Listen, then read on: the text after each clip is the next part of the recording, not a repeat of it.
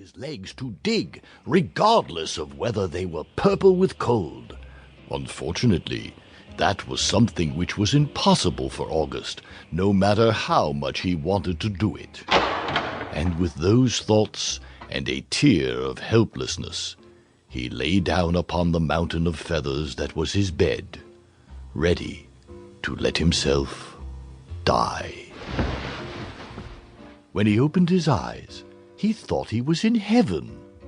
The face of an angel was smiling at him. But then, with great joy, he realized that it was just a nurse. She told him that she had been treating him for days, ever since a very brave mouse had arrived at the hospital, his 4 legs frozen, and given instructions on where to find August. Then the brave mouse had passed out. Percy! Percy! Percy! When August ran to thank Percy for all his help, he found him standing up, having greatly recovered. Percy had lost several fingers and an ear, but he looked cheerful enough. August felt very guilty, since he hadn't lost a thing. Percy told him, Don't worry. If it hadn't have been for those fingers and that ear, I wouldn't be here either. What better use could they have had? Of course they continued to be great friends, but August no longer thought of Percy as an idiot. By Percy's side, he set about regaining control over his own pampered and demanding little body, each day giving up one of those unnecessary comforts of modern mouse life.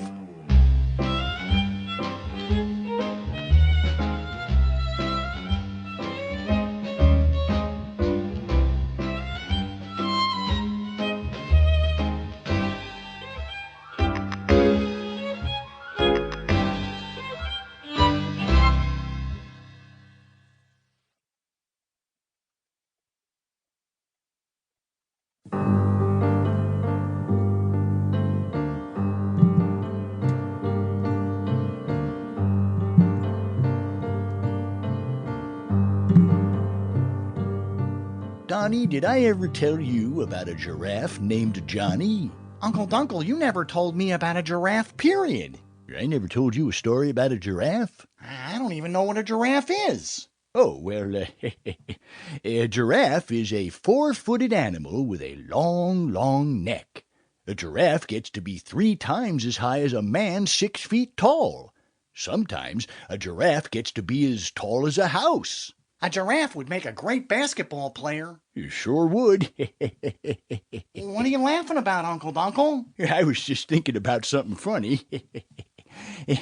You know when your Aunt Rapunzel makes horseradish cookies with mustard frosting? Oh, she does not. Well, she makes some kind of cookies. She makes chocolate chip cookies. Well, whatever.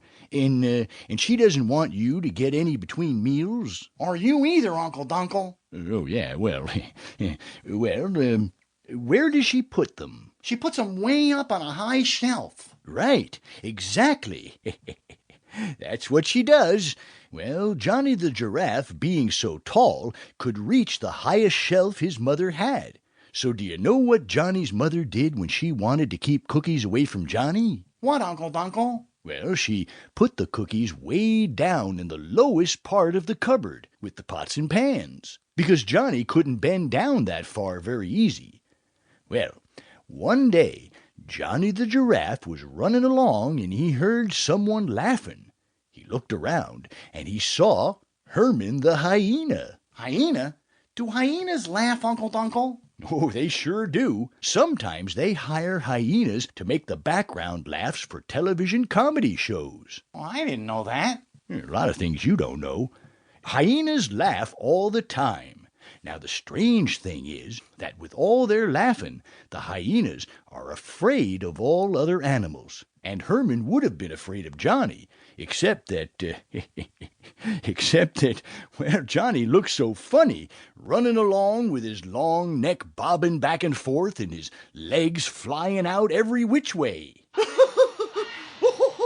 Oh, Johnny, you look so funny. I just can't help it.